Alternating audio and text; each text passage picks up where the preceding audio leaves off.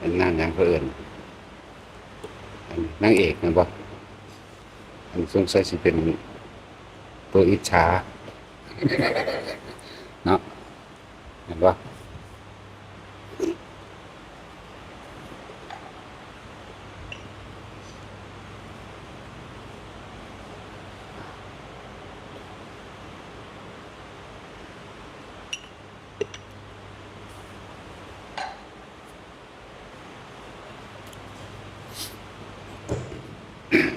เลย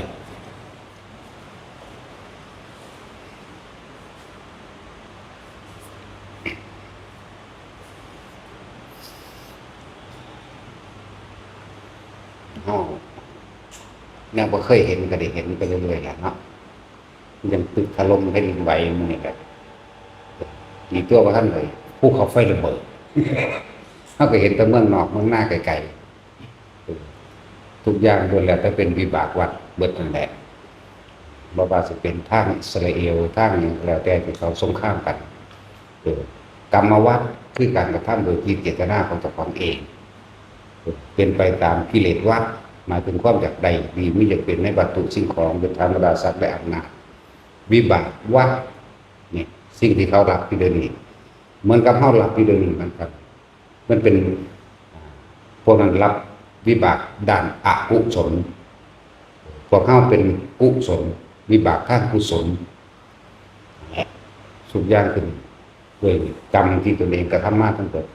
การกระทำโดยเจตนาเป็นตัวกรรมตัวใหญ่มั่งพวกที่เขาสงครามกันคือสมรู้ร่วมคิดกันเลยท่านบอกว่าคำว่าสารพัดภัยในการเกิดทั้งหลายล้วนแล้วแต่เป็นตัวเองที่เป็นผู้กระทำมาทั้งหมดบ่มีผู้ใดเฮ็ดให้ตัวเองกระทำเองตัวเองมาเกิดเองโดยตัณหาอุปทานของตนเองเด้นั่นแหละจึงมาดับสารพัดภัยในการเกิดที่เราไปบ่แม่นผู้ใดเฮ็ดให้ตัวเองทำเองคำว่ากรรมจึงจำแนกแจกสัตว์ไปในที่ต่างๆที่ตัวเองได้กระทำมาด้วยถ้าเป็นโดยบุคคลก็เฉพาะตนอย่างหนึ่งบัดนี้โดยการสมรู้ร่วมคิดซึ่งกันและกันก็แยกไปเป็นหมู่เป็นกลุ่มกันเด้เหมือนเขาสงครามกันอยู่เดินโดยแล้วแต่กรรมวัฏคือการกระทำด้วยเจตนาแต่เป็นคนหลายส่วนทั้งประเทศลบกันเรียกว่าสมรู้ร่วมคิดด้วยกันเมื่อสมรู้ร่วมคิดด้วยกันกระทำสิ่งใดสิ่งหนึ่งแล้วอาจถึงว่าอาจจะไล่หมู่พระภิกษุสงฆ์องค์เจ้าไล่สมณะชีพราหมณ์ให้หนีออกให้ได้รับความลำบากในการบำเพ็ญเพียรพวกนี้ก็เคยเกิดมาพบพุทธศาสนาหรือปัจเจกพุทธะมาเหมือนกันเวียนที่จังสี่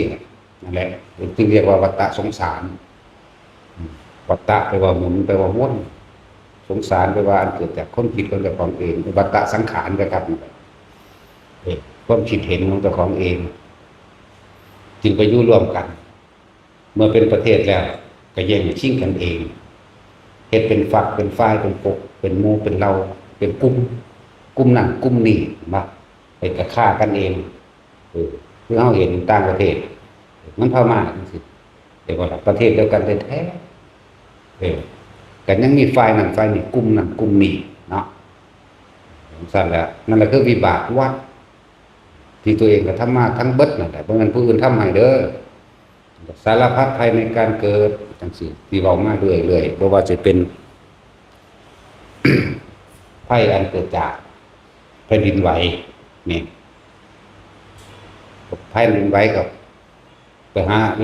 ไล่ทุบตีทำลายให้เขาได้รับความลำบากเดือดร้อนบ่มีแผ่นดินสิอยู่เหมือนกันพวกกรรมหนักอยู่เด้เกี่ยวกับเรื่องแผ่นดินไหวเพราะว่าบ่อาจสามารถสิมีทางไปได้จำยอมต้องรับสดใสโดยกรรมกฎหมาย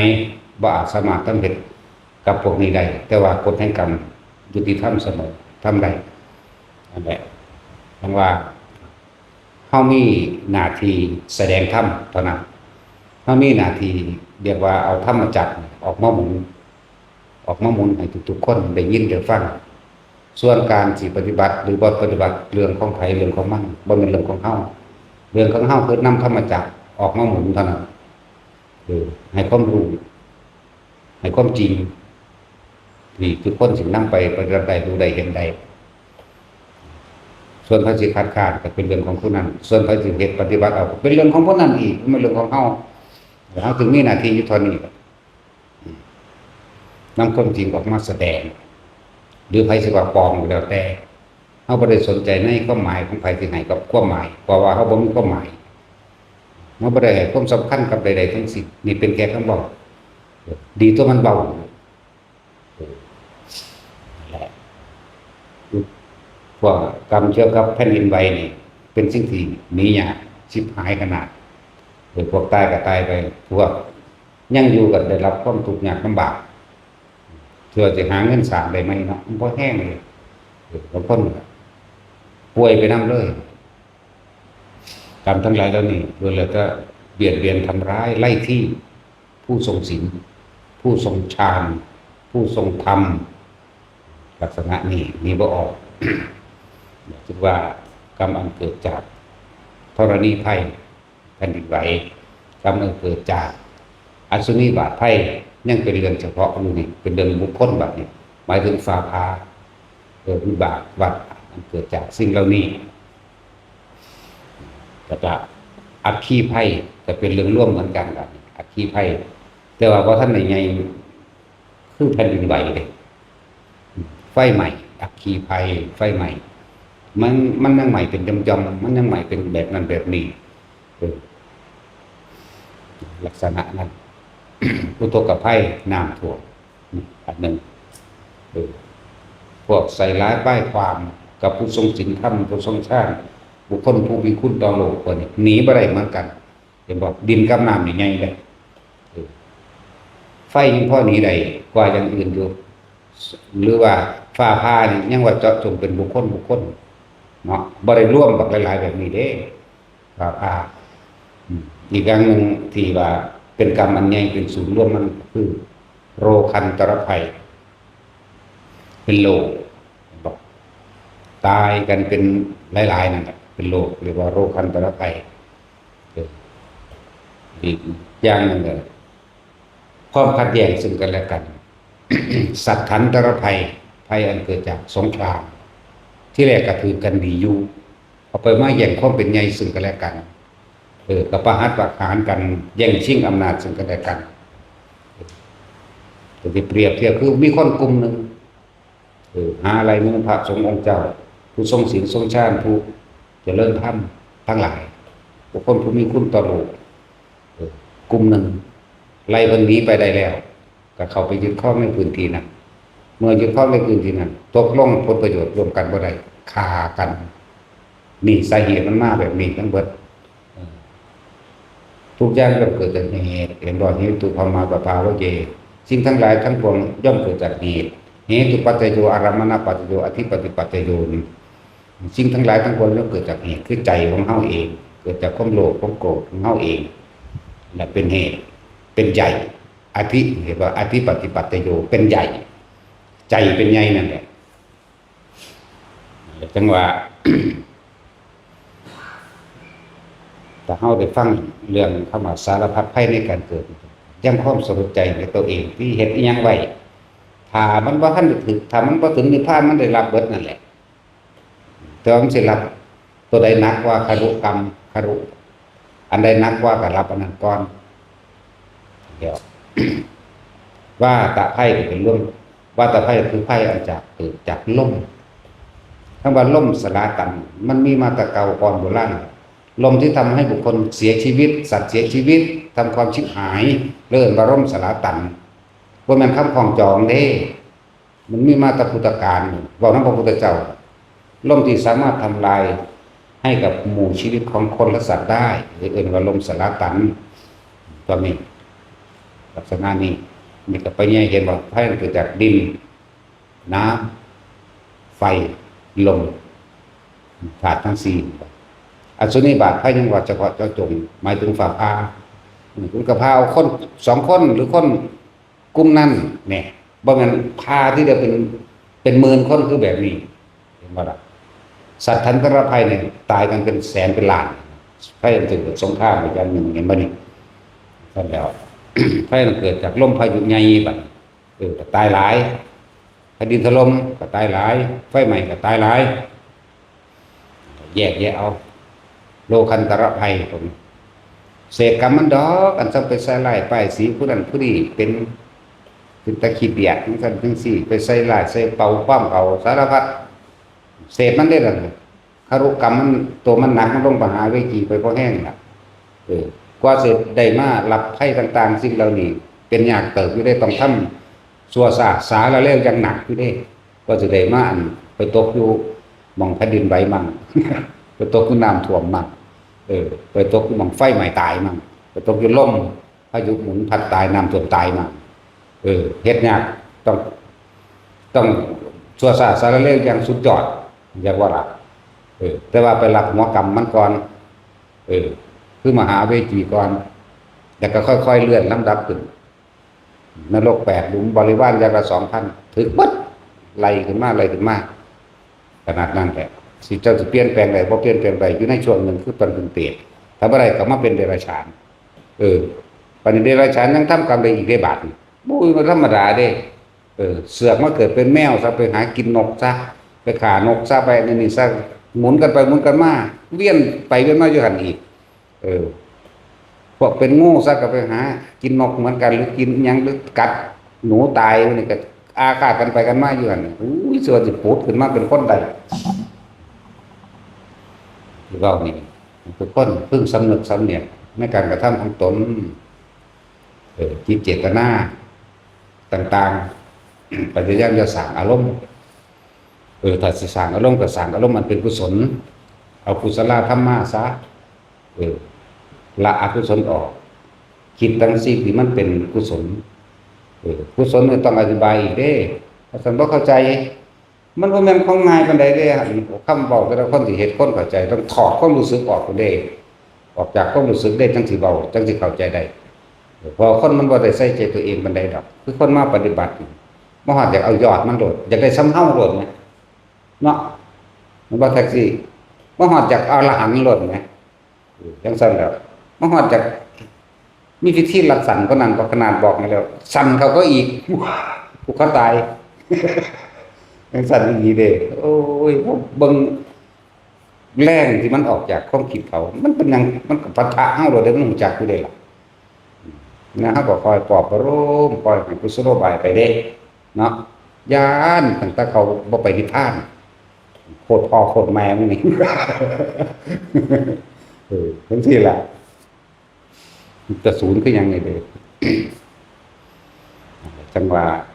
คิดสำนึกสำเนียกในตัวเองว่าเขาเคยทำกรรมสิ่งใดไว้ไม่ว่าบุญหรือบาปไม่ว่าดีหรือเลวเห็นบ่เนี่ยจะต้องได้รับผลของกรรมนั่นสืบไปคำบอกเป็นอมตะธรรมะนี่เป็นอมตะเด้เห็นว่ากรรมสัทธากรรมโยนิกรรมทายาทานเห็นบ่ทายาทของกรรมคือจะของเป็นผู้เฮ็ดไว้เด้บ่แม่นนั่นทายาทกรรมแบบหลับมรดกเด้ อันนี้ตัวเองเป็นไว้เองเด้กรรมโยนิกรรมพันธุกรรมปฏิสารนายังกรรมังกลิสันตินี่ตัวของเป็นผู้เฮ็ดไว้ตัวของก็เป็นผู้รับเองก็บ่ว่าดีบ่ว่าเลวเนี่ยแล้ว มันซะทุกคนสำนึกสำเนียกหาวิธีออกจากสารพัดภัยในการเกิดออกจากวัฏฏะสงสารพวกหมุนเวียนของจิตของเฮาเองคนเฮาคิดแบบใดก็สิเว้าแบบนั้นก็สิเฮ็ดแบบนั้นเด้ แต่มันรู้เท่าท่านคนคิดได้มันก็บ่เห็นดอกคำสอนของพระพุทธเจ้าเท่านั้นที่สามารถเห็นให้ตัวเองพ้นออกจากวัฏฏะได้วงกลมวงกลมเวียนรอบสั่นเวียนไปหาสิ่งตัวเองเห็นไว้เด้เอานี่มันเวียนรอบจังซี่จะเฮ็ดหยังไว้ในแต่ละขีดแต่ละจุดจะก็เวียนรอบไปเอาคือเก่าเด้มันไปใส่เด้นอกจากจะทะลุออกจากปฏิจจสมุปบาทเท่านั้นเด้จักบ่ล่ะเข้าใจเหตุปัจจัยของการคิดแล้วหยุดคิดได้เท่านั้นเด้เจ้าสิออกในปล่องโซ่หม่องใดของมันห่วงโซ่นี่12เอานี่เฮ็ดเป็นวงกลมไว้ปัจจัยการ12หรือปฏิจจสมุปบาทมีอาการ12เห็นบ่นี่อวิชชาปัจจัยเกิดสังขารวิญญาณนามรูปไปเลยสลายจรณะผัสสะเวทนาตัณหาไล่ไปเจ้าสิทะลุออกหม่องใดหนึ่งเจ้าต้องทำลายห่วงโซ่ปล่องใดปล่องหนึ่งออกตัณหาหรืออุปาทานตัดข้อนี้มันก็ขาดทั้งหมดแต่ว่ามันหลุดออกแล้วก็แล้วตัวเนาะเสร็จแล้วเนี่ยจะปัจจัยทั้งหลายที่สัตว์เป็นปัจจัยเกิดคือการคิดนี่ปฏิจจสมุปบาทแปลว่าทั้งสี่คนเฮาสิเป็นไปตามที่เจ้าของคิดแต่คิดดีมันก็เว้าดีเฮ็ดดีเนาะแต่คิดเร็วมันก็ทำเร็วพูดเร็วเลยเพราะมันออกจากจิตออกจากคิดมันสั่นจากตัดวงจรมันออกบอกมีแต่บอกแบบยอดๆมันทั้งประเทศ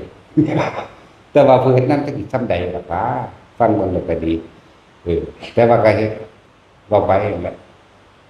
บอกไปเฮามันอยู่ไฟธรรมจักรก็ต้องเอาจักรเอาทางธรรมเอาธรรมหมุนออกเอาความจริงออกนำแสดงเลยส่วนไผเฮ็ดได้หรือบ่ได้เป็นเรื่องของไผของมันบ่แม่นเรื่องของเฮาแจ้ว่าล่ะส่วนพุทธจักรคือหนทางการของหมู่สรรพสัตว์ทั้งหลายผู้สิเข้าถึงความจริงบ่ส่วนเฮาได้เอาความจริงให้แล้วหนทางของผู้รู้พุทธจักรหมุนวนไปเพื่อที่จะแสวงหาความรู้อันที่ให้มันเข้าถึงความจริงคือธรรมที่เพิ่นเด้อแนวบ่เคยเห็นเฮาก็สิได้เห็นมาบัดก็มันได้เห็นมาตลอดนั่นแหละเนาะแต่ว่ามันยังบ่ได้เกิดกับเจ้าของเพราะว่าหยังเพราะว่าเจ้าของทำดีแต่ว่าส่งอารมณ์มันเป็นกุศลหรือทำบุญมาเลยบุญนี่เลยเกิดกลายเป็นบุญจริตมันสิประดับตกแต่งของมันเป็นเองดอกบ่ได้จะเกิดที่ภาคอีสานมันก็ได้เกิดผลบุญพามา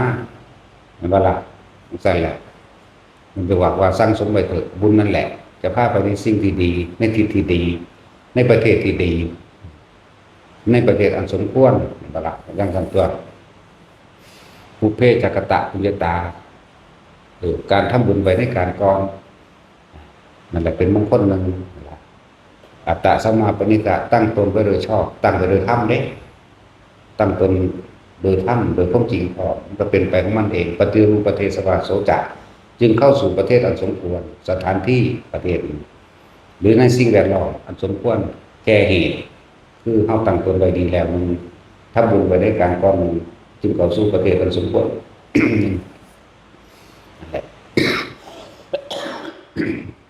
เรียกว่ามัชฌิมาประเทศสถานที่ที่ทำเกิด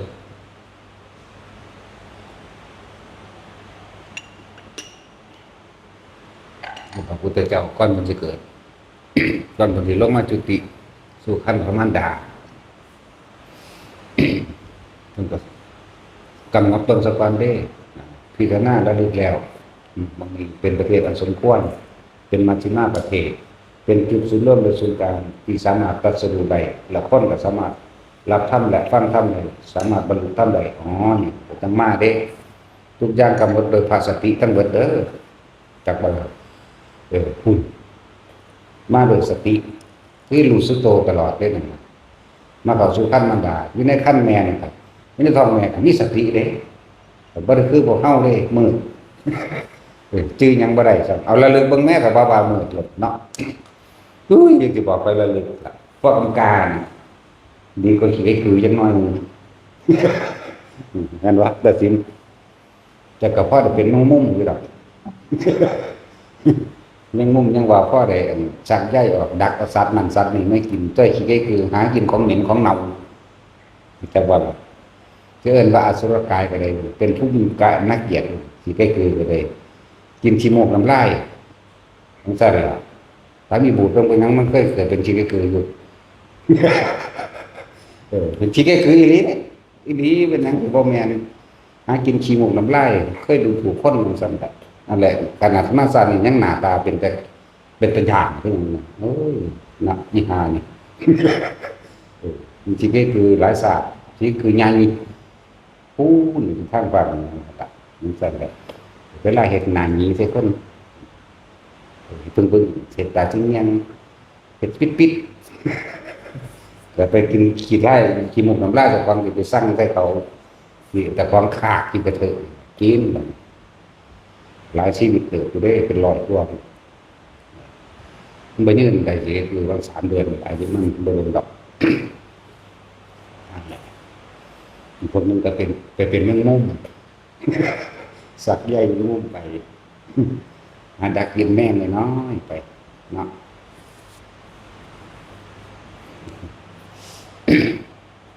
นี่เด้อ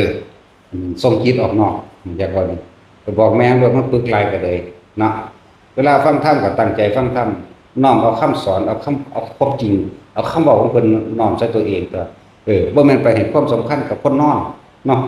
เข้าใจบ่นี่โคตรพ่อโคตรแม่มันบ่ได้ท่วงนะสู้คือบ่มีปัญญาแท้คำว่าส่งจิตออกนอกนะแปลว่าจะไปสนใจอันอื่นสนใจแต่เสียงอันนี้อย่างเดียวแล้วน้อมเข้ามาตัวเองบ่ได้แปลว่าเด็ดตนเน้นเด้เอาไปนอนซั่นเด็ดตนหาแม่มันบอกเนาะ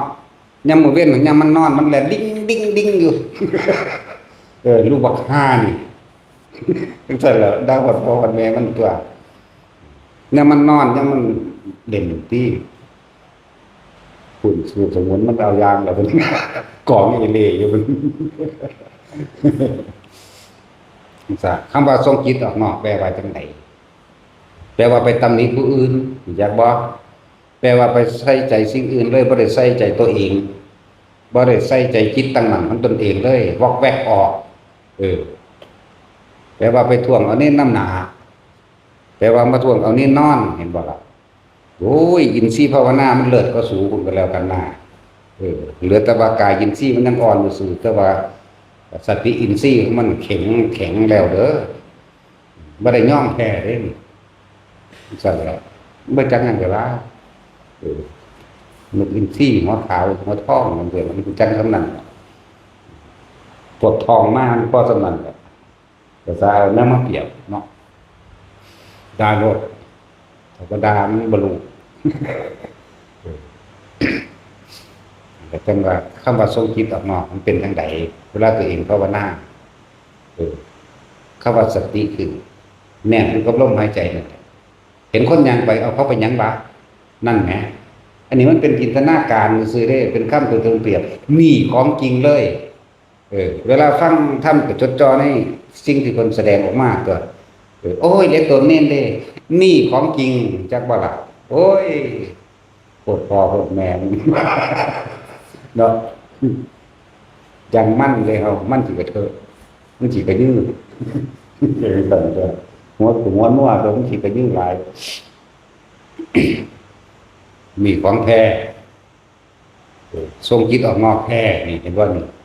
มาว่าซั่นสิภาวนาแบบมื่นตาสิภาษาหยังกับหลับตาเนาะเฮ็ดให้เห็นชัดเจนนี่มันนั่นแหละเดี๋ยวตัวมันได้บอกบ่ล่ะบอกผู้มันท่วงนะสุก็ตั้งใจฟังเอาสุก็น้อมกับชีวิตจริงประสบการณ์จริงของสูกับธรรมะที่เพิ่นแสดงออกตัวมันบ่ล่ะบ่แม่นว่านั่งเล่งนี่ล่ะอันทรงจิตออกมาเพิ่นนั่งเล่งเบิ่งคนอื่นนี่แหละเข้าใจว่าบาดและขนาดทำแบบให้ภาวนาแบบมื่นตาแท้ๆก็ยังบ่เข้าใจหยังสิภาษาหยังก็เอาเรื่องหลับตามาคุยกับเฮาเนาะภาษาหลับตาโอ้ย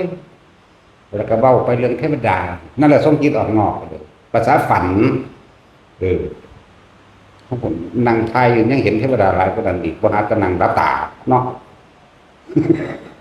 เข้าใจว่าพยากรณ์นั่งขี่อยู่ก็ยังเห็นได้เด้อนี่ สาจะเป็นรับตาบ่รู้จักบ่มีสติสเตอะอีหยังจำตัวนั้นน่ะแม่นบ่ซั่นนั่งอากลากอยู่มันเกี่ยวกันแหละคำว่าทรงจิตออกมาคือท่วงผู้อื่นตำหนิผู้อื่น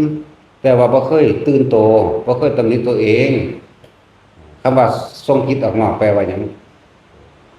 ตาเห็นแล้วท่วงเขาปั๊บนั่นแหละทรงจิตออกนอกหูได้ยินเขาบอกหยังว่าโดดนั่นแหละทรงจิตออกนอกขนาดทั้งภาวนามึงตาแท้ๆก็ยังบ่รู้เรื่องเนาะ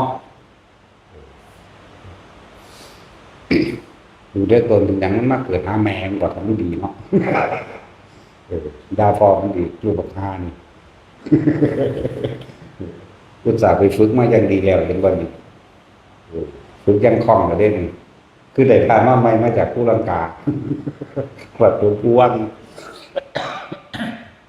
แต่ก็ไปทำคล่องหูบ่ทันดีๆซ้ำแต่ว่าได้ยินเสียงคล่องเวลาภาวนา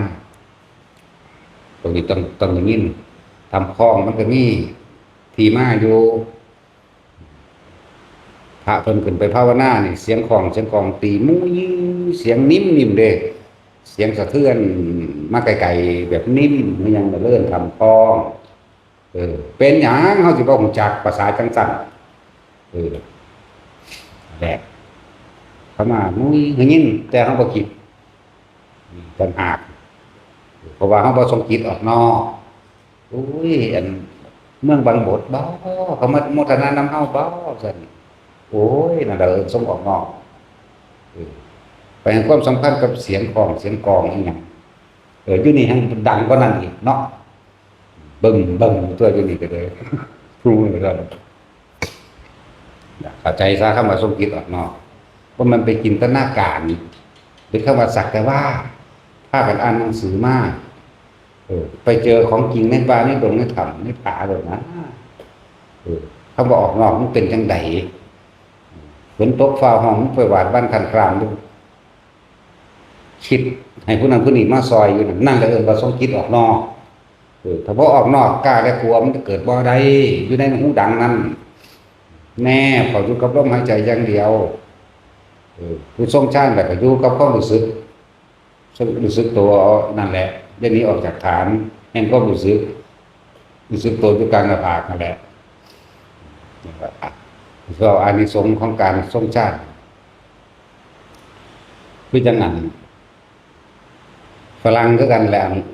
รถมอเตอร์ไซค์เขาส้นมุนเอาเหาะอยู่เขาหอดท้ายรูปไม่เบิ่งตัว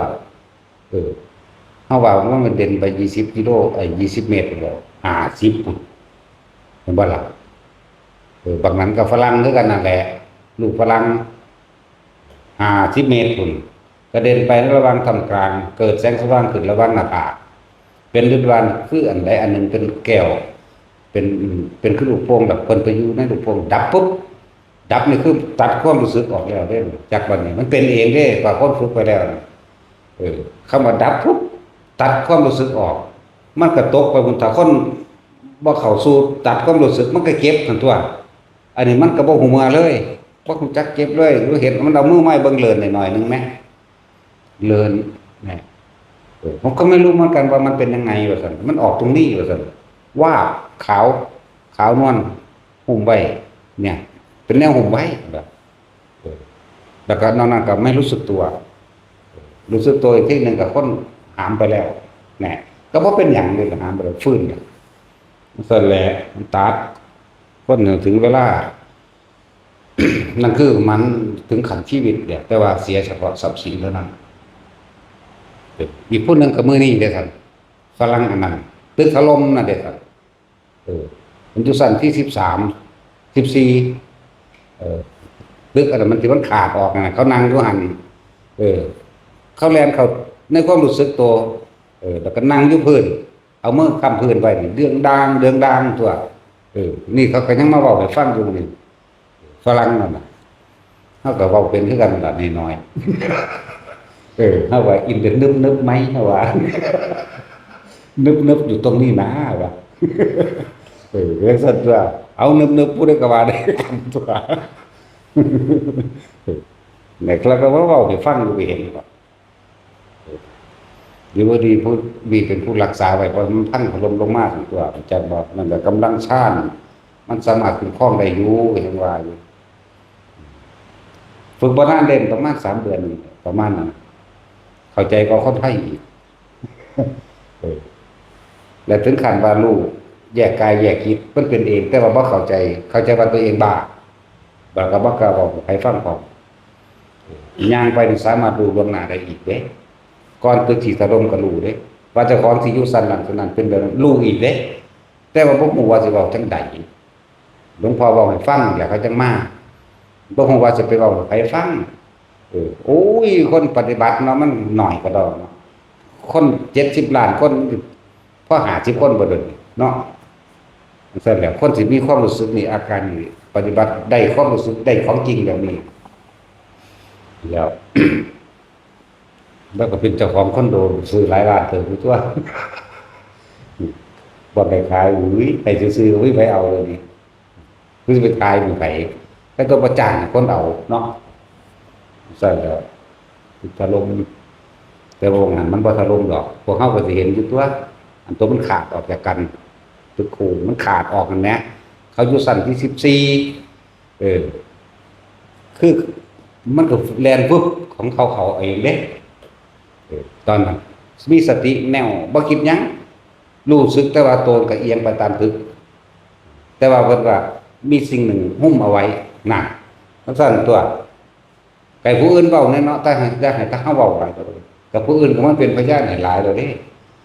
บ่ว่าจะเป็นเรื่องรถเก๋งชนกันบ่ว่าจะเป็นรถบิ๊กไบค์รุ่นใหญ่แบบอันบิ๊กไบค์น้อยนี่ฝรั่งน้อยก็มันก็ยังมาเว้าให้ฟังนั่นเขาก็บ่ยืนยันให้เฮาฟังปานนั้นเพราะงั้นเฮาบอกผู้เดียวหลายโพดแล้วก็บักอ้วนอีกลูกอีตามักแวะนั่นแหละมักแวะหรือมักเลาะอันพวกกันผมยาวหัวสกปรกบ่รู้จักซักผมมันนะเอาผมจะถาปมกินมาซักไงเพิ่นเขาเซาเฮ็ดขายเลยนักหรือยังพวกคุณกินนะมันซั่นแล้ว หลายคนอยู่ดอกของไปของมันเฮ็ดเอาไปเฮ็ดเอามันเนาะเฮาก็บ่ได้เฮ็ดให้อยู่ดอกย่างไปตามถนนเขาเจ้าเก่ง3 เดือนนี่ถือว่าเก่งมากเป็นเองโดยปกติอนุมัติแล้วก่อนที่รับก็บุกออกไปแต่ที่สำคัญเว้าเรื่องอารมณ์การฟังบ่ค่อยมีนะบ่ได้สนใจคำเว้าของคนว่าเขาสิว่าจังได๋บ่สนใจแล้วก็อารมณ์ที่ว่าเคยอยากได้อยากดีอยากมีอยากเป็นเบาบางทั้งหลายจนเข้าใจว่าตัวเองเป็นบ้าบ่ผมแต่เขาเห็นเขาได้นั่นก็อยากได้น้ำเขาเห็นเขาอยากได้เห็นเขาจากนั่นดีไปน้ำเขาเด้แต่นั่นคือมันคือเฉยๆนั่นก็แล้วเพิ่นรู้ล่วงหน้าอีกเด้นี่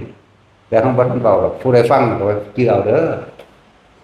รู้อีกอยู่เด้ล่วงหน้าให้มันเป็นซะก่อนจังสิเว้า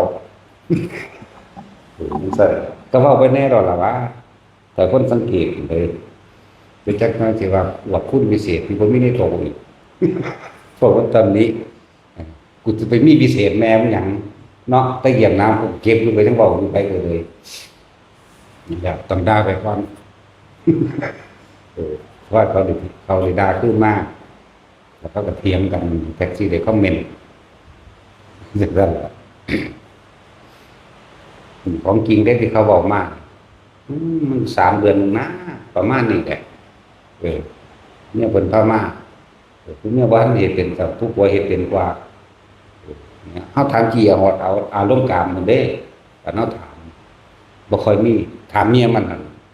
ตอนนี้อันสู้กันเอากันดูอยู่บ่ซั่นเลยเฮาบอกตรงๆครับเซิ่งกันนั่นแหละแต่จริงจะเข้าใจว่าเนี่ยครับว่าเซิ่งจะเคยเห็นแมงข้ามปะหรือใจเราภาษาอันภาคกลางหรือซั่นแล้วถามว่าฮอดจุดนั้นบ่ค่อยมีเห็นบ่นานๆจังซั่นแปลกประหลาดอยู่เด้เขาเจ้าฝึก3 เดือนนึงสามารถที่คุ้มครองตรงนั้นได้พร้อมเด้เด็กสิว่าเบอร์อีกเนาะคุมได้อีหลีเด้อ กำลังสำนักก็ยังคุมได้สำนักอยู่แต่กำลังยิ่งกว่านั้นมันคุมได้หลายอยู่เด้นั่นแหละคือกันกับสมัยของกบินฤาษีนั่นเพิ่นแผ่เมตตาสัตว์ที่เข้ามาใน1โยชน์16กิโลเพิ่นอยู่กลางวัดออกจากในทิศทั้ง16กิโลสัตว์ที่เข้ามาในรัศมีของเพิ่นเองทั้งพรกับงูไล่กันมาดีๆนี่มาเล่นกับมันปุ๊บกลายเป็นหักกันไปเลยนั่นแหละลักษณะนั้นเทียบให้ฟังตอนพระพุทธเจ้าเฮาเกิดเป็นกบินฤาษีเป็นหยังคือชื่อว่ากบินฤาษีเพิ่นเป็นผู้ตั้งชื่อว่าเมืองกรุงกบิลพัสดุก่อนเพิ่นสิมาเกิดนี่จักว่าล่ะบ่แม่นพระเวสสันดรเป็นศาสตร์สุดท้ายแบ่งภาคไปตกนรกอีกนับบ่ได้ตัวนั้นเว้านั่นสิไปบ่บักใหญ่อีกละบาดคือจังเฮาว่าภาษีอริยะเมตไตรนี่สิตกนรกอยู่300ศาสตร์จังซี่เอาอีกแล้วบัดนี้เนาะคุณเดินไปทำหลวงปู่จามหลวงปู่จามบอกคนเฮาอีกคือพ่อใหญ่จามจังเว้าสบายมันเป็นพระผู้เฒ่าฝึกเอาเด้อไปก็ดีภาวนาทำสมาธิเฮาก็บ่แม่นสมาธิหลับตาสมาธิมึนตาเพื่อหยังเพื่อบ่ให้มันไปคิดมากเพื่อบ่ให้มันไปส่งจิตออกนอกพยายามอธิบายถ้าพวกเจ้าอยู่กับลมหายใจถ้าพวกเจ้าจับจุดนั้นลมได้แล้วเฮาก็ถามอยู่ตลอดเห็นคนยังไปบ่เห็นพวกเจ้าคิดหยังบ่คิดพวกเจ้าทุกข์และกังวลบ่ก็นี่ล่ะละเนี่ยขนาดเว้าจังซี่ยังสิบ่เข้าใจอีกเห็นบ่ซั่นเขาบอกกันช่วงสร้างตีกันฆ่ากันแต่ว่าเฮาอยู่ในลมหายใจหรือว่าจับจุดนั้นลมได้แล้วก็เบิ่งไปซื่อๆเห็นบ่เขาเห็นหยังเห็นนั่นแหละคือรู้รู้เฉยๆรู้บ่เข้าไปยืนยันตัดสินรู้โดยบ่ต้องคิดนั่นแหละคือละเว้าขนาดนี้เด้เนาะนี่คือกันนี่เด้แต่ยังมาคิดว่าโอ้ยสงสารเนรมึงสิเอาหยังมาละเมื่อตาเห็นอยู่แท้ๆยังละบ่ได้สุดท้ายมันก็ไปรับตาซะเลยชัดเจนปานนั้นแหละด่าเพราะว่าสงสารเนาะไล่หนีเพราะว่าสงสารฆ่าเพราะว่ากรุณาจักว่าฆ่าเพราะว่าช่วยเหลือมันบ่จักมันตกนรกหลายซื่อสั่นบ่เฮ็ดเอาตัวของไปของมันได้อยู่ดอกพวกอยู่เมืองนอกก็คือกันเตือนเสมออยู่เด้อถ้ากันพึ่งตนเองเด้อบ่แม่นว่าเกิดยังขึ้นนี่แต่ว่าหลวงพ่อช่วยด้วยก็ยังเว้ารู้แล้วว่าผู้สิไปช่วยไปได้มันเรื่องกดนอนหลับเห็นบ่ซั่นตั้งแต่กับพุ่นอยู่ป่าใหม่ย่างพุ่นย่างพี่ก็เบิ่งว่าไปหัวละอยู่หั่นอยู่นี่ไปหาลงไปหาเก็บบักพี่แม่นซั่นตัวอยู่สะอ่อนยังเป็นนั่นแล้วพึ่งตนเองเด้อสารพัดภัยในการเกิดทั้งหลายภัยอันตรายใดๆก็บ่มีสิ่งใดที่มาสามารถปกป้องเราได้นอกจากสติแต่ว่า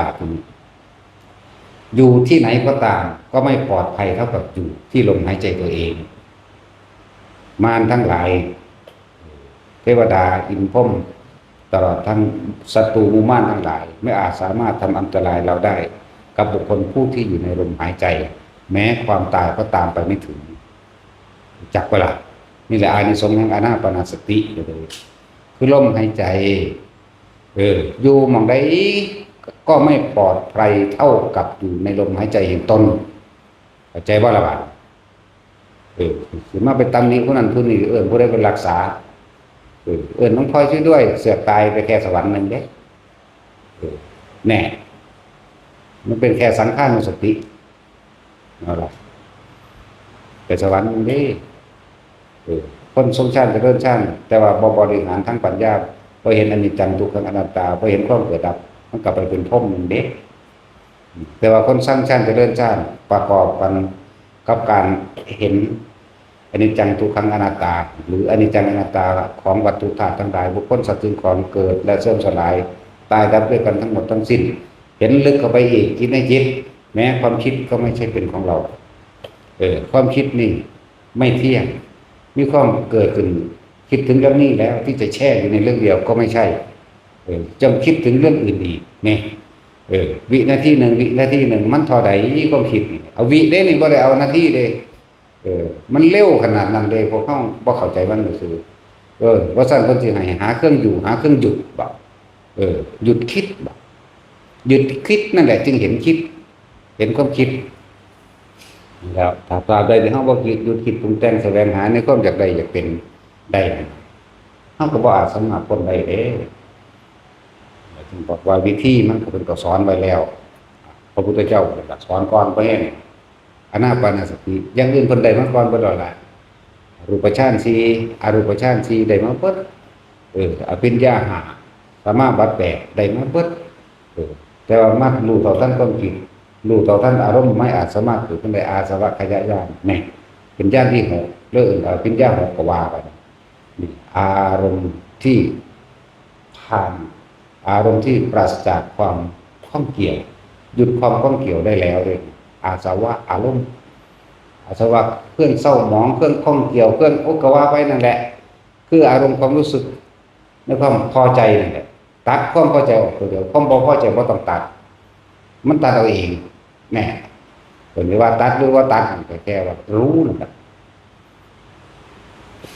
และ แต่ละมือนั่งตั้งแต่สิ่งที่มันเป็นจริงมาบอกให้ฟังเลยว่าธรรมจักร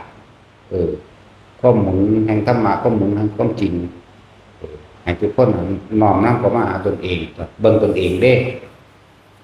เฮาในฐานะผู้สอนก็เว้าไปทุกแบบแม่นบ่ล่ะแต่บ่เว้ามันจะหยังมาเว้าได้ก็มันบ่มีแนวเว้าได้หม่องนั้นเนาะมันบ่ได้ผู้ใดวาดภาพอากาศใดวาดให้แม่ยังสิไปใส่สีมันก็บ่แม่นแม่นบ่สิไปใส่วิมานอยู่มันก็บ่แม่นอีกเด้อาการมีอยู่บ่รูปร่างตัวตนมันมีอยู่บ่สีแม่นบ่ล่ะมันก็แล้ว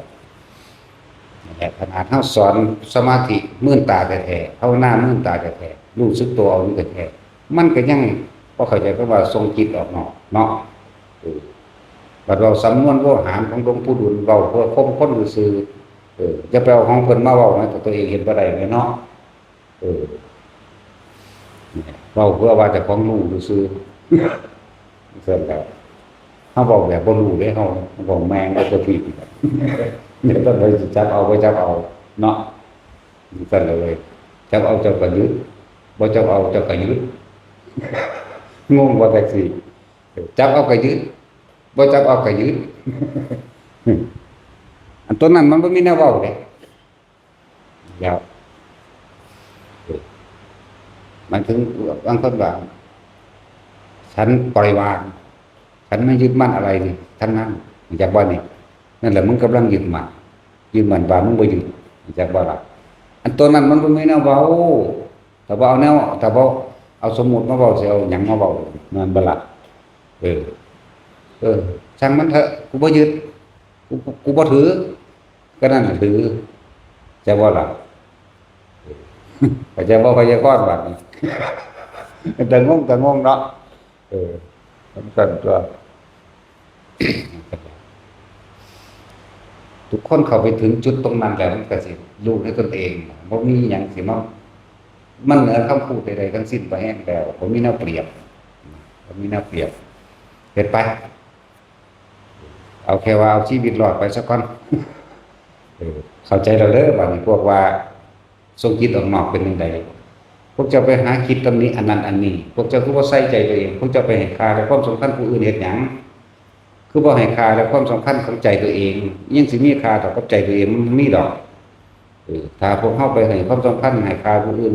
เจ้าก็ทุกข์กับผู้อื่นยึดกับสิ่งใดมันก็ทุกข์กับสิ่งนั้นแม้กระทั่งยึดพระนิพพานพุ่นน่ะต้องเบิ่งแม่นี่ก็คำเว้าบอกแต่ว่ายึดไว้ก่อนเมื่อถึงแล้วมันก็ยืนต่อเวลาเฮาพายเรือข้ามน้ำแบกเรือไปนำบ่ได้เนาะแม่นบ่จังซั่นตัวคือเฮาขี่จักรยานไปถึงจุดหมายแล้วขี่จักรยานก็ไปแบกเข้าไปในห้องทำงานหรือว่าแบกเข้าไปกินข้าวกินน้ำในห้องอาหารนำอยู่บ่หน้าเนาะแท็กซี่มันขี่รถไปถึงฮอดจุดหมายมันก็ถิ่มรถเลยเนาะ มึงลืมอยู่ได้รถกูจุดหมายมึงอยู่หมองมึงสิไปนั่นว่าซั่นสั้นตัวโอ้ยบอกปานนี้ก็สิเว้าจังได๋ดีก็บ่เข้าใจก็ตายซะก็ตายล้างบาปล้างกรรมใส่เวียนกรรมในนรกสักวันจังมาเฮ็ดเอาใหม่จังมาเริ่มต้นใหม่นั่นแหละในอานิสงส์ของการทรงชาติเจริญชาติเนี่ยคือว่าก็ว่าชาติแปลว่าเพ่งในอารมณ์เดียวในความรู้สึกอันเดียวแล้วมันก็เกิดเป็นสมาธิเลื่อนว่าจิตตั้งมั่นสมาธิฌานภาวนากันเดียวกันนั่นแหละจริงๆแยกกันบ่ออกหรอกบ่ล่ะเหมือนกับลมหายใจกับอาการปิติกับแต่ผู้ใดประคองลมหายใจได้แล้วปิติมันก็เกิดขึ้นมาเองถ้าประคองบ่ได้มันก็บ่เกิดทุกสิ่งทุกอย่างมันเป็นเหตุเป็นปัจจัยอาศัยเนื่องซึ่งกันและกันให้ถึงเด้คือเฮายินเพิ่นว่าสมาธิบ่เฮ็ดให้ตัดสรู้ได้ถ้าบ่อาศัยสมาธิมันสิตัดสรู้ได้บ่แม่นบ่ซั่นแต่จิตบ่ตั้งมั่นแล้วมันจะไปเห็นอาการของจิตได้จังไดคือความคิดนั่นแหละสั้นก็มันเป็นมีดมันก็มีทั้งปลายและทั้งดาบสิจับเอาแตะปลายมันไปดาบบ่เอามันจะเป็นไปได้บ่สั้นก็นั่นแหละสร้างสังวรโวหารขึ้นมาให้มันเด่นซื่อๆดอกเนาะคือเฮาสร้างแต่ว่าเฮาเป็นทั้งสร้างเนาะทุกอย่างมันจะมีเหตุมีปัจจัยอาศัยซึ่งกันและกันบารมี10ก็เริ่มจากทานของภายนอกเลยล่ะจังเข้าสู่ของภายในคือความบ่ถือเอาว่าเป็นของตนมันกันไปหาอุเบกขาได้นั่นว่าล่ะทานศีลเนี่ยคำว่าปัญญาวิริยะขันติสัจจะญาณเมตตาอุเบกขาว่าล่ะซั่นตัวเพราะฉะนั้นศีลสมาธิและปัญญาเอาปัญญาเลยบ่ต้องเอาศีลเอาเนาะจังซั่นแหละมันก็เป็นเครื่องปัจจัยหนุนเนื่องกันตัวศีลบ่แม่นแค่เจตนาที่สำหรับเฮาศีลต้องบ่มีความคิดในการทำลายเบียดเบียนให้ผู้ใดผู้หนึ่งเสียชีวิตทรัพย์สินตลอดทั้งมนุษย์และอมนุษย์คุณเด้จังสิเป็นนั่นเป็นของงดเว้นซื่อเป็นแนวทางซื่อได้ว่าห้ามฆ่าสัตว์นะซื่อได้มันบ่ซั่นไล่เจตนาบ่มีหยังเลยมันซั่นดอกคือบอกเขาจะก็ยังอธิบายเป็น3อย่างไว้เลยบ่ซั่นสมาทานตวิรัติเพิ่นว่าขอจากพระให้พระแนะนำให้เจตนาตวิรัติตั้งใจขึ้นด้วยตนเองสมุเฉทวิรัตินั่นมันเป็นปกติแล้วคำบอกง่ายๆด้วยคำว่าปกติรู้จักบ่ปกติคือใจเฮานี่เป็นกลางแล้วบ่มีความคิดอันใดอันหนึ่งสิไปทำลายเบียดเบียนไผเลยเลื่อนว่าปกติเข้าใจคักหรือว่าคำว่าปกติแท็กซี่มึงเข้าใจบ่เลยปกติแปลว่าเฉยเด้ปกติแปลว่าไม่ทำอะไรอื่นอีกปกติแปลว่าไม่คิดที่จะทำร้ายเบียดเบียนผู้ใดผู้หนึ่งเสียชีวิตและสิ่งตลอดทั้งคนและสัตว์ที่เรียกว่าทั้งมนุษย์และอมนุษย์ให้เดือดร้อนหรือเสียหายเห็นมันจึงเรียกว่าปกติปกติคือว่าเขาจะว่าบัตรศีลคือนี่แหละถ้าว่าปกติจะพากันบอกโดยว่าเขาถึงมันหลายเนาะทั้งบ่เข้าถึงทั้งบ่เข้าใจปกติเนี่ยนั่นบ่ล่ะนั่นแหละศีลถ้ามันเป็นแล้วสมาธิมันก็ตั้งมั่นเองคนเฮาบ่โลภบ่อยากได้มันก็ตั้งมั่นมันตัวบ่โลภบ่ฆ่าคนเฮาก็ถ้าบ่มีความอยากได้แล้วมันก็ไปลักไปปล้นไปขี้ไปฆ่าไปหาหยังมาอีกเด้เนาะเพราะฉะนั้นแล้วก็เรียกว่าปัญญารู้แจ้งตามความเป็นจริงปัญญาก็ละรู้แหละนักก็เก่าอีกก็ว่ารู้แจ้งตามความเป็นจริงก็ว่าปัญญาก็ละรู้เนาะจังซั่นก็ตัวเป็นได้ก็ได้ตัวเนาะฟังเป็นก็เป็นฟังตายก็ตายมันก็เป็นสร้างเว้ยบ่ฮู้กูเข้าใจบ่ล่ะนี่ครับฟังได้ก็สร้างถ้าพวกเจ้าบ่ให้ค่าแล้วก็หมายกลับมาสู่กับลมหายใจของก็ละเองดอกคือหลวงตาสินทรัพย์เราบอกเนาะไม่ใช่รู้ทั้งหมดมันต้องหมดรู้เนาะแต่ทั้งสั้นตัวแม่ก็เพิ่นได้หลักมันเป็นจังสิบ่แม่นมันรู้ทั้งสี่อยู่คือคุณแต่เบิ่งตาดูตาแดงเถียงกันจะมีอารมณ์ใส่กันอยู่เนาะมันต้องหมดรู้ เรียกว่าหมดคิดหยุดคิดสิ้นคิดแต่ว่าคำว่าอสังขตธรรมแปลว่าสิ้นคิดนั่นแหละภาษาบ้านเฮาหยุดคิดปรุงแต่งเลยนะแล้วก็ได้เปลี่ยนแล้วมันไปนำสิ่งที่รู้มันคิดมันมาปรุงมาแต่งอีกเด้อเลิกว่าหมดรู้ก็ว่าเห็นบ่ไปแล้วมันเป็นศัพท์สำเนียงเพื่อให้คนเดินทางให้มันถึงซื่อได้ล่ะแต่ตัวจริงก็เบิดอารมณ์นั่นแหละง่ายๆถ้าว่าเบิดอารมณ์บ่มีอารมณ์มันปกติบ่ง่ายๆเลยแต่ว่าของจริงมันพอเกี่ยวถึงบ่สร้างคนสร้างคนนี้บ่แต่ว่าทุกสิ่งทุกอย่างบ่แม่นของยากดอกลมหายใจทรงชาติเจริญชาติทำกรรมฐานอันหนึ่งเอามาเป็นเครื่องอยู่เรียกว่าเป็นวิหารธรรมก็ว่าเอามาเป็นเรือนแห่งใจก็ว่าทำความรู้สึกอยู่ในกายก็ว่าอย่าหนีออกจากกายในสติปัฏฐาน4กายเวทนาจิตธรรมให้ไปยึดหลักกายก็คืออย่าหนีจากความรู้สึกเดียว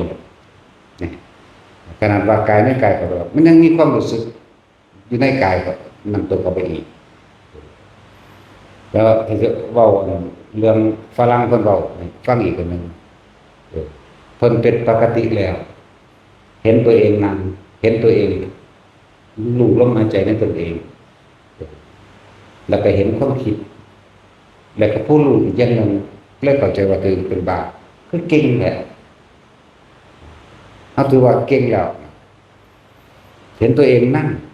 ลมหายใจเห็นตัวเองเดินแต่ว่าผู้เห็นอยู่ใส่ของเราอยู่ประมาณนี้นะความคิดอย่างหนึ่งกายอย่างหนึ่งอันนี้คืออะไรนะหรือว่าผมเป็นบ้าเองมันแล้วเราภาษาเฮาคุยกันหรือว่าผมเป็นบ้าไปแล้วทำไมผมเห็นผมเดินไป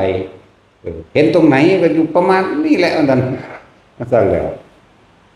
ความคิดแค่อย่างหนึ่งกายก็ทำงานอย่างหนึ่งอันนี้มันอะไรมันคืออะไรแล้วผู้รู้อันนั้นแหละรู้แล้วไปเลยบอกให้ไปเรื่อยๆเถอะสัพฝรั่งที่อื่นอันวานิพพานจะมันจะวางไปแล้วเนาะเท่ากับว่ามีแต่ว่าทุกสิ่งทุกอย่างมันเป็นดังสายลมคือว่างเปล่าคือซื่อมีแล้วเขาบอกเรียกว่าฝรั่งน้ำในจักหน่อยนะ every ว่าเพราะว่า everything ว่า eat that in the wind ถือใจเพิ่นได้ว่านี่เข้าใจง่ายเนาะบ่แม่นน้ำเพ่งว่าเพ่งภาวะก็ว่าเป็นน้ำเพ่งเขาก็เข้าใจมันไปสำเนียงนั้นมันไปแบบความหมายนั้นเพิ่นก็พยักหน้าเลยแล้วมันว่างเปล่ามันเป็นรูปดังอากาศนะแล้วเพิ่นเข้าใจได้บัดนี้กายก็ว่าเป็นของตนจิตก็ว่าเป็นของตนจิตจะคิดอยู่สิ่งใดสิ่งเดียวก็ไม่ใช่คิดไปเรื่อยๆพยายามห้ามมันก็ห้ามไม่ได้จะเกิดอารมณ์เมื่อเกิดอารมณ์บ่พอใจกับความคิดเจ้าของนะว่าห้ามบ่ให้มันคิดนะเพิ่นกลับเข้ามาลมหายใจครับมาอยู่ในอุณหภูมิเองฟังดีเด้อเกิดนั้นขึ้นกระสร้างที่บอกว่ากลับมาลมหายใจซะก่อนอยู่กับลมนั่นแหละตอนที่ตึกสั่นเพิ่นพากันนั่งด้วยกันเพิ่นก็รู้ว่าตึกสั่นแต่ว่าเพิ่นบ่สั่นไปน้ำตึกเพิ่นอยู่ในความรู้สึกเดียวกลางหน้าผากเลยผู้ใดเห็นรูปถ่ายก็สิเห็นตัวนั้นสีใส่หน้าผากอยู่ตรงนี้นั่นมันบอกอยู่ครับแล้วเอาว่าบ่เป็นซื่ออยู่ตรงนี้เด้อซั่นอินเดนึกเฮาว่าคุณจักสิว่าได้เด้อเพิ่นก็อยากโอเค yes ซั่นนี่นะอินเดนึกเด้อซั่นซั่นว่าเอามันก็มีความรู้สึกว่านึบๆอีหลีแม่เนาะจักสิว่าภาษาได้แล้วเอาสบายได้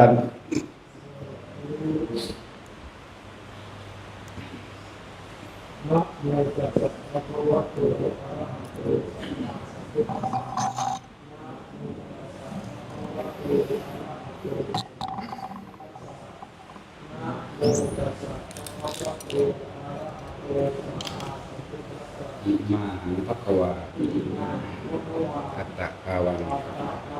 ตุมหากังบริจักชาข้าแต่สมเด็จผู้มีพระเจ้าผู้เจริญพ่อพระเจ้าทั้งหลาย น้อมกายถวายชีวิตแด่องค์สมเด็จพระสัมมาสัมพุทธเจ้าพระพุทธเจ้าทั้งหลายรัตนาบารมีพระพุทธเจ้าพระพุทธองค์พระปัจเจกพระพุทธเจ้าพระพุทธองค์พระอริยสงฆ์ทั้งหลายครูบาอาจารย์ทั้งหลายสืบกันมาพ่อแม่ครูอาจารย์หลวงตาบัวยานสัมปันโนเป็นที่สุดและโปรดทุกจิตข้าพเจ้าขึ้นสุดภาวะว่าข้าพเจ้านั่งสิทธะและปิติทั้งห้าและวิปัสสนาญาณทั้งเก้าเข้ามาบังเกิดปรากฏในกายทวารในวจีทวารในมโนทวารของข้าพเจ้าการบัดเดียวนี้เถิดนายเนี่ยจะภาพวิสโกเหมือนว่าทุกที่สุภาพหมด